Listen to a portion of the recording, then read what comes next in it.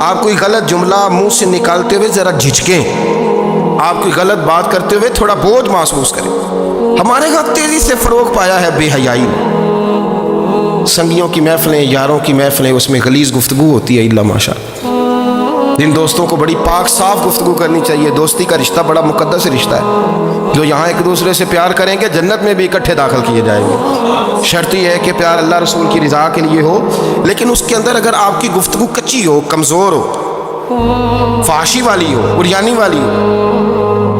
ہمارے ہاں تو اب اس کو لوگ فیشن سمجھتے ہیں، اس کو مردانگی کی علامت سمجھتے ہیں کہ وہ جی ساری باتیں جی وہاں ہو گئی، اور جس کا جو جی چاہا اس نے کہا۔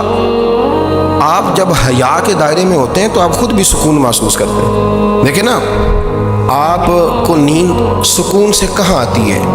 جہاں کمرہ بند ہو، چاروں جانب دیوار ہے، اوپر چھت ہے، خالی دروازہ بھی کھلا ہوا ہو نا، تو جب بندہ سکون لینا چاہتا ہے تو کہتا ہے یار ذرا دروازہ ذرا بند کر دو۔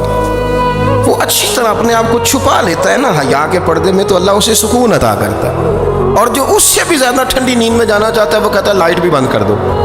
اب وہ مکمل طور پہ سمجھتا ہے کہ میں چاروں جانب سے چھپ گیا ہوں، اگر میں کھول کے بھی سو جاؤں گا تو میرا چونکہ پردہ قائم ہے تو مجھے کوئی دشواری نہیں ہوگی۔ آپ جب چھپ جاتے ہیں، جب آپ حیا کے اندر سمٹ جاتے ہیں، جب آپ چادر کے اندر آ جاتے ہیں تو آپ بہت ساری جگہوں پہ آسانی محسوس کرتے ہیں۔ تو حیا تو آپ کو سکون دیتی ہے، حیا تو دل کو راحت دیتی ہے۔ میں بڑی ذمہ داری سے بات عرض کرتا ہوں، قرآن مجید نے نا ایک مقام پہ مذاق کو، ایک مزاح ہوتا ہے خوش طبی، وہ نہیں، مذاق اڑانا، قرآن پاک نے نا مذاق کو ایک جگہ پہ جاہلوں کا طریقہ بھی قرار دیا ہے۔ بنی اسرائیل کے لوگوں سے حضرت موسیٰ نے کہا کہ گائے ذبح کرو اور ایک ٹکڑا مقتول کو مارو، زندہ ہو کے خود بتا دے گا مجھے کس بندے نے قتل کیا۔ تو کہنے لگے آپ ہمارے ساتھ مذاق کر رہے ہیں۔ تو قرآن مجید کہتا ہے کہ حضرت سیدنا موسیٰ علیہ السلام فرمانے لگے اعوذ باللہ ان اکون من الجاہلین، فرمانے لگے میں اللہ کی پناہ مانگتا ہوں کہ میں جاہلوں میں سے ہو جاؤں۔ یہ مذاق کرنا تو جاہلوں کا طریقہ ہے۔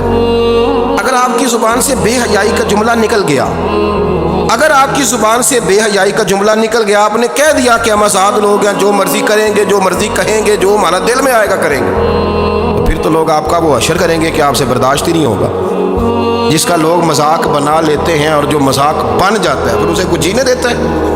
آپ حیا کی چادر میں چھپیں گے تو بچیں گے۔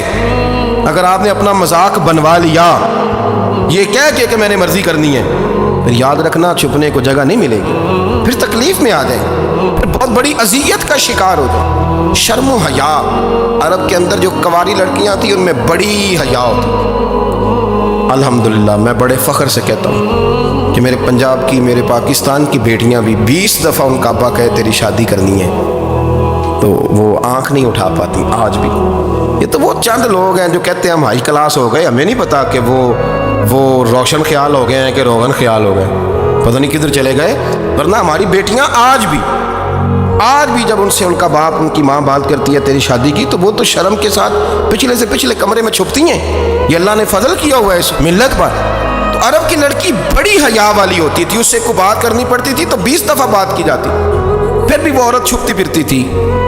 حضرت عائشہ صدیقہ رضی اللہ تعالیٰ عنہ فرمانے لگیں میرے نبی پاک صلی اللہ علیہ وسلم عرب کی کنواری لڑکیوں سے بھی زیادہ حیا کرنے والے۔ قاضی اعجاز مالکی نے، شیخ عبدالحق محدث دہلوی نے، دیگر بزرگ جو سیرت نگار گزرے انہوں نے لکھا ہے کہ نبی پاک صلی اللہ علیہ وسلم کے اندر 100 مردوں سے زیادہ طاقت تھی، 100 مردوں سے زیادہ طاقت۔ اب جو بات کہنے لگا ہوں، جو نتیجہ دینے لگا ہوں، اس پر خاص توجہ آپ فرمائیں گے۔ ذرا فکری طور پر، نظریاتی طور پر ایک چیز کو سمجھیے۔ ہم سمجھتے ہیں کہ جوان لڑکا ہے جی جو مرضی کرے، عمر ہے جی۔ آپ ذرا بات پر غور کیجئے گا کہ حضور صلی اللہ علیہ وسلم میں طاقت 100 مردوں سے زیادہ ہے اور حیا کنواری لڑکیوں سے بھی زیادہ ہے۔ ذرا اس بات کا تقابلی جائزہ کیجئے گا کہ طاقت 100 مرد سے زیادہ ہے لیکن حیا کنواری لڑکی سے بھی زیادہ ہے۔ اس کا معنی یہ ہوا کہ جس ٹہنی کو پھل زیادہ لگ جاتے ہیں وہ جھکا کرتی۔ تو حیا تو حسن ہے، حیا تو آپ کو پاک صاف کرے گا، حیا تو آپ کو نرالا کرے گا، انوکھا کرے گا۔ وہ ہمارے ایک دانشور ہے، انہوں نے مضمون لکھا، کئی باتیں بڑی پسند آتی ہیں۔ وہ کہتے ہیں کہ میری اہلیہ، ان کو بھی کسی نے نا مس گائیڈ کر دیا تھا، حالانکہ اچھی خاتون ہے، کسی نے مس گائیڈ کر دیا۔ تو وہ بھی سماجی اور ویلفیئر اور یہ خواتین کو شوق ہوتا نا بننے کا، تو وہ بھی سماج کے اندر اچھا مقام تلاش کرنے کے موڈ میں آ گئی۔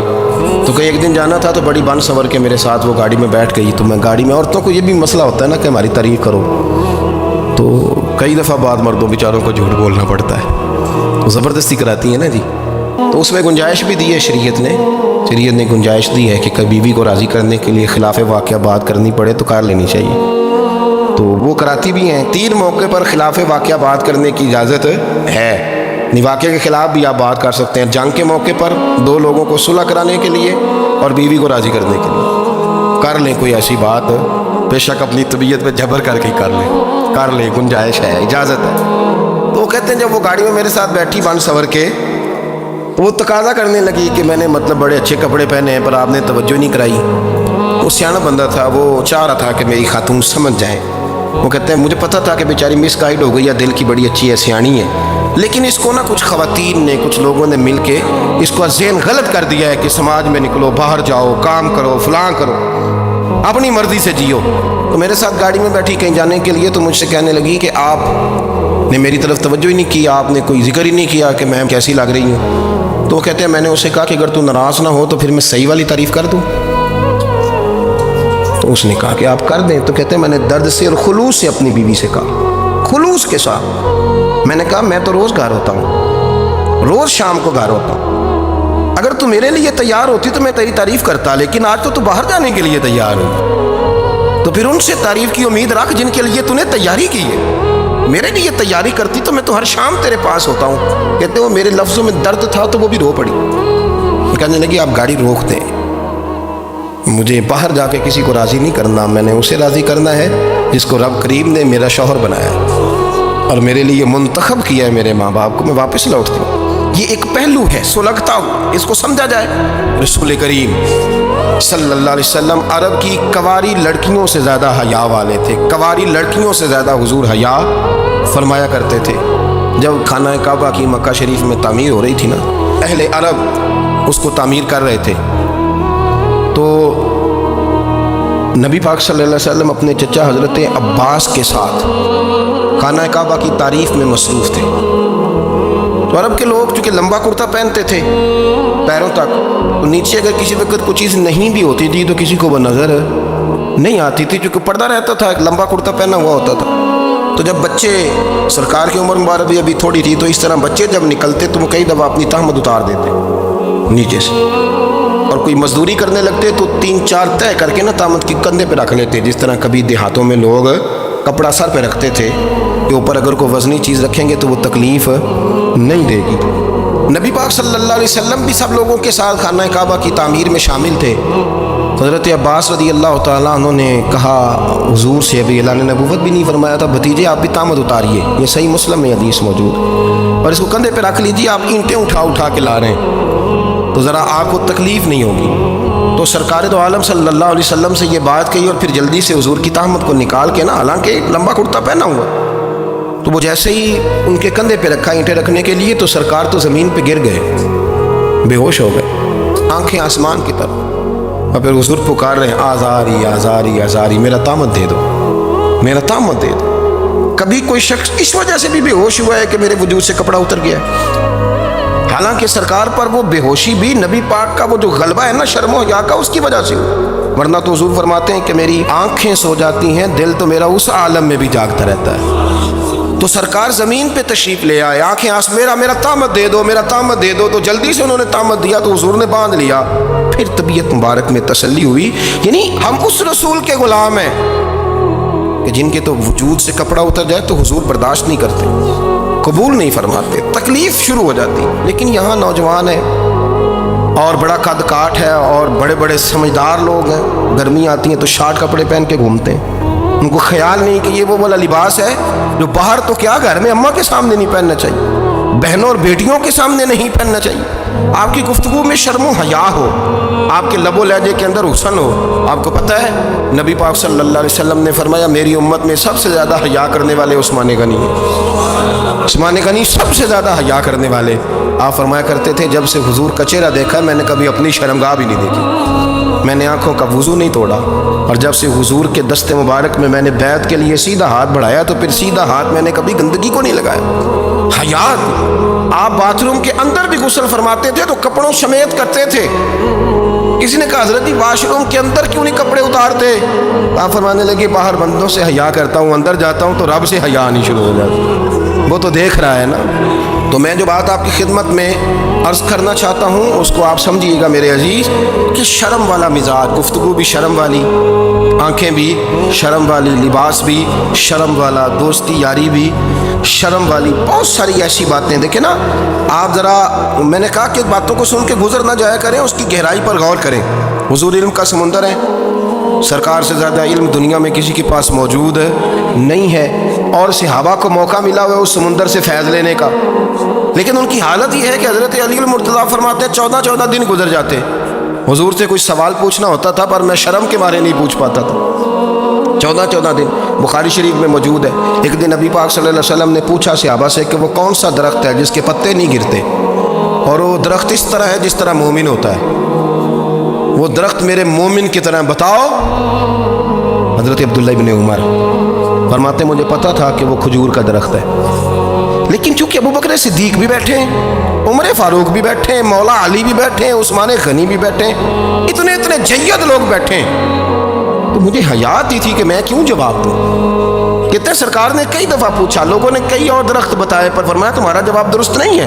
آپ حیا کے اس پہلو پر غور کریں کہ سوال کا جواب آتا ہے، سوال کا جواب، یعنی مجھے سوال کا جواب آتا اور پھر میں دوں نہ، مجھے بدعزمی نہ ہو جائے گی؟ یہ کیسے ممکن ہے کہ میری رات گزر جائے، مجھے پتا بھی تھا اور میں نے بتایا نہیں؟ بہت سارے لوگ آ کے بہت ساری باتیں بتاتے ہیں، بہت ساری باتیں وہ سمجھاتے ہیں، تو ہم غور سے ان کا چہرہ دیکھنے لگ جاتے ہیں، کہتے ہیں یار اس کا تو دعویٰ تھا کہ میں سمجھ نہیں آتا ہوں، تو یہ تو ہمیں سمجھا رہا ہے، چلو الحمدللہ ہم سمجھنے کو تیار ہیں۔ لیکن میرے عزیز پتہ بھی ہے جواب کا، علم بھی ہے، لیکن فرماتے ہیں میری حیا نے مجھے اجازت نہ دی کہ میں جواب دوں۔ آپ فرماتے ہیں پھر حضور سے صحابہ نے عرض کی کہ یا رسول اللہ آپ ہی بتا دیں وہ درخت کون سا ہے، تو حضور نے فرمایا بھئی وہ کھجور کا درخت ہے۔ تو آپ فرماتے ہیں میں دل میں کہہ رہا تھا کہ الحمدللہ میرا جواب درست ہے، حالانکہ میں نے جواب دیا ہی نہیں۔ تو لفظوں میں حیا، جملوں میں حیا، آنکھوں میں حیا، اٹھنے میں حیا، بیٹھنے میں حیا، چلنے میں حیا ایک خوبصورت حسن ہے، اور نبی پاک صلی اللہ علیہ وسلم نے فرمایا جب تو بے حیا ہو جائے نا پھر تو آزاد ہے، پھر تو جو مرضی کا، پھر تو جو۔ اس لیے بزرگ جب کسی کو بے حیا کہتے تھے نا، اللہ اکبر، اور جب کسی کو کہتے تھے نا یہ بے حیا ہے تو لوگ سمجھتے تھے کہ کوئی ہلکی سی بات کر دی، لیکن ان کا معنی یہ ہوتا تھا کہ بس بھائی اب اس کے ساتھ کوئی کلام کرنے کی ضرورت ہے، اس کو اب اصلاح کی ضرورت نہیں، یہ بے حیا ہے۔ کیا معنی؟ کہ اب یہ جو اس کے دل میں آئے گا وہ کرے گا، جو اس کی طبیعت چاہے گی وہ کرے گا، اب یہ کسی پہلو بھی قابو آنے کو تیار بے حیا ہو کے۔ بے حیائی بہت بڑا عیب ہے، اور جو لوگ کہتے ہیں کہ ہمیں بالکل آزادی ہونی چاہیے، ہمارا اپنا جسم ہے تو ہماری اپنی مرضی چلے گی۔ ایک وزیر صاحب ہیں، پتہ نہیں میں ان کو جانتا تو نہیں، انہوں نے سینٹ میں تقریر کی ہے، میں نے ان کی بات سنی ہے، اس نے کہا نہیں بھائی جسم رب کا ہے تو مرضی بھی تو رب کریم کی چلے گی، اور مرضی بھی اللہ کی۔ یہ مجھے تھوڑا سا مسئلہ ہے جسم پر، کبھی کبھی مجھے کثرت سفر سے الرجی ہو جاتی ہے۔ میرے ساتھ لوگ نا دل سے پیار کرتے ہیں، شاید ہی کوئی اچھا ڈاکٹر ہو جس تک میرے سنگی مجھے لے کے نہ گئے، پر جسم اللہ کا ہے نا، مرضی بھی جب وہ چاہے گا صحت دے گا۔ کیوں کچے کاموں میں لوگ پڑ گئے، کیوں غلط لوگ سوچ میں پڑ جاتے ہیں، یہ اسی کا ہے، اور جب وہ چاہے گا، آپ اس بات کو اچھے طریقے سے سمجھ لیں کہ جو اپنی مرضی چوکوں چوراہوں میں کر رہے ہوتے ہیں نا، جو مرضی گند مند، وہ جانور ہوتے ہیں، وہ جانور ہوتے ہیں، جو نہ چونک دیکھتے ہیں نہ گلی دیکھتے ہیں، نہ انہیں پتہ ہوتا ہے کہ جگہ کون سی ہے، وہ انسان۔ میں نے کہہ دیا جو میں نے کہنا تھا، میں نے کہہ دیا، وہ جانور ہوتے ہیں۔ اور جو کچھ انسان ہوتے ہیں نا، ان کے اندر کچھ نہ کچھ پھر شرم حیا بھی ہوتی ہے، وہ چوکوں چوراہوں میں وہ حرکتیں اور وہ کام نہیں کرتے جو جانور کرتے ہیں۔ ان کے لیے بڑے پردے ہوتے ہیں، ان کے لیے بڑی باتیں ہوتی ہیں، ان کے لیے بڑا کچھ ہوتا ہے۔ جو بالکل آزاد ہو جائے، کوئی پتہ نہ ہو کس وقت کیا کہنا کیا کرنا ہے، تو پھر وہ دائرہ انسانیت سے خارج ہو جاتا ہے۔ ہم آپ کو کیا دعوت دیں؟ آپ تو وہ باتیں کر رہے ہیں جو اسلام کا انسانیت کے حق میں بھی ٹھیک نہیں، آپ تو وہ والی باتیں کر رہے ہیں جن کا انسانیت بھی تقاضا نہیں کرتی کہ یہ باتیں ہونی چاہیے۔ لیکن ایک بات، میں تو جذباتی نہیں ہوتا، میں بڑے غور سے چیزوں کو دیکھتا ہوں، سنتا ہوں۔ اور نہ میں ان موسمی مینڈکوں کی. وہ مجھے عاطق صاحب کہنے لگے جی بڑے بڑے مولوی ایک بندے کے ساتھ بیٹھے ہوئے ہوتے تھے اور وہ روزے میں بڑے بڑے درس دیتا تھا تو وہ بھی فلانی حرکتیں کر رہا ہے. تو میں نے کہا ہم نے تو پرانا کہا تھا کہ موسمی مینڈک ہے, تو پرانے کہہ رہے ہیں کہ اداکار ہے. تو وہ جہاں کاسٹ کریں گے وہاں وہ اداکاری کرے گا. آپ کسی مذہبی جگہ کر لیں تو وہاں کر لے گا, کہیں اور جگہ کریں گے تو ہم تو پرانا کہہ رہے ہیں. تو کسی کو کبھی سمجھ آتی ہے تو کسی کو کبھی اور جگہ جا کے سمجھ آتی ہے. ہم ان لوگوں سے پریشان نہیں ہوتے. کیوں؟ سن لیں, کوئی مایوسی نہیں. ان کے اندر جتنا زور ہے وہ لگائیں. یہ ملک بنا ہے رسول اللہ کے نام پہ. یہ اللہ نے تحفہ دیا ہے امت مسلمہ کو. یہ نبی پاک کے نام پہ بنا ہے تو یہاں جھنڈا بھی وہی والا بلند ہونا ہے جو مدینے والے رسول کا جھنڈا ہے, اور یہاں وہی کام چلے گا جو نبی پاک نے بیان فرمایا. تو اس طرح کئی لوگ آتے ہیں, وہ شور شار کرتے ہیں, چلے جاتے ہیں. اتنے نہ پریشان ہوا کریں. بہت سارے لوگ تو بیچارے اس قابل بھی نہیں ہے کہ ان کا نام لیا جائے. مطلب اتنا ہم ان کو اہمیت دے دیں, ان کا ذکر کریں, ان کا نام لیں, ان کی بات کریں. وہ بیچارے اس قابل ہی نہیں ہے. مطلب سٹیٹس ہی نہیں ہے ہمارا. اتنے فارغ ہیں ہم کہ اب جو بندہ آئے گا کہانی چھیڑے گا تو ہم چھیڑ جائیں گے. اور بھائی اللہ کا فضل ہے الحمدللہ تعالی. لوگوں نے بڑا شور کیا اور بڑے زمانے سے دنیا شور کر رہی ہے, پر اللہ کے گھر مسجدیں بھری ہوئی ہیں. مسجدیں بھری ہوئی ہیں. ہماری بیٹیاں پردے کرتی ہیں, پردے کو پسند کرتی ہیں, وہ حجاب میں رہتی ہیں, وہ سمجھتی ہیں کہ ہمارا اصل حسن کیا ہے. تو یہ پراپوگنڈا پرانا چلا آ رہا ہے. اس کا اللہ کے فضل سے امت مسلمہ پہ نہ کبھی اثر ہوا ہے اور نہ کبھی ہوگا انشاءاللہ. اللہ تعالی ہمیں حق پر استقامت عطا فرمائے.